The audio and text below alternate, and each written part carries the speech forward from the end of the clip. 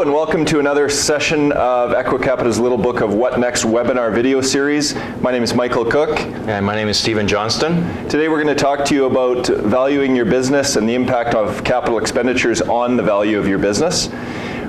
In the past sessions we've talked about EBITDA, cash flow, all these different terminologies.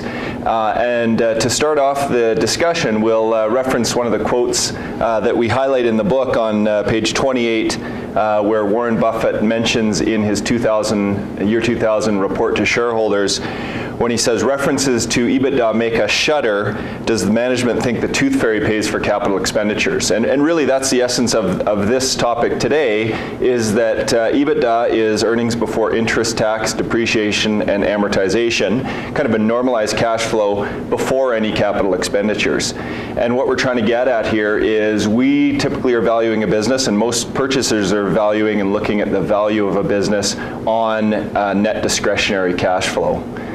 So the CapEx is an amount that is invested on an annual basis in capital expenditures to either maintain the capacity of the business or grow it. And there's different levels of capital expenditure. Some businesses are very capital intensive and require a great component or proportion of cash flow to support the ongoing investment in capital expenditures, and others are relatively capital intensive light. And what have you sort of observed in different businesses, Steve? Yeah, no, that's absolutely correct. And in fact, one of the reasons why we don't look at particular sectors is because of their inherent capital intensity. And I think that the issue about CapEx is really important for you as a vendor, because you may hear the idea of a certain multiple being discussed as, a typical multiple that may be achieved for a business of your particular size.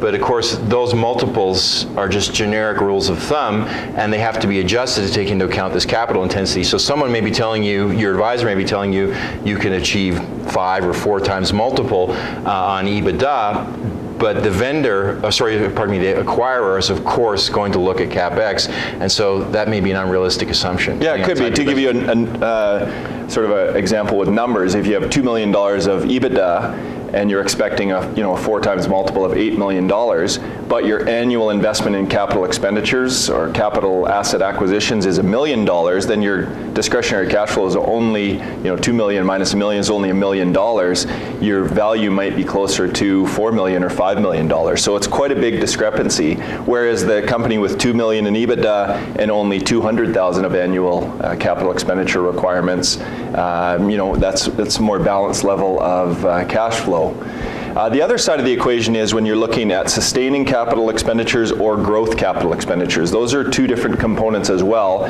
Sustaining meaning the capital expenditures that are required just for the business to carry on at existing levels. And growth capital expenditures are, additional investments are made to increase the capacity of the business, to take that business from 2 million of EBITDA to maybe 3 million of EBITDA. And those again are detailed valuation considerations that factor into the whole story.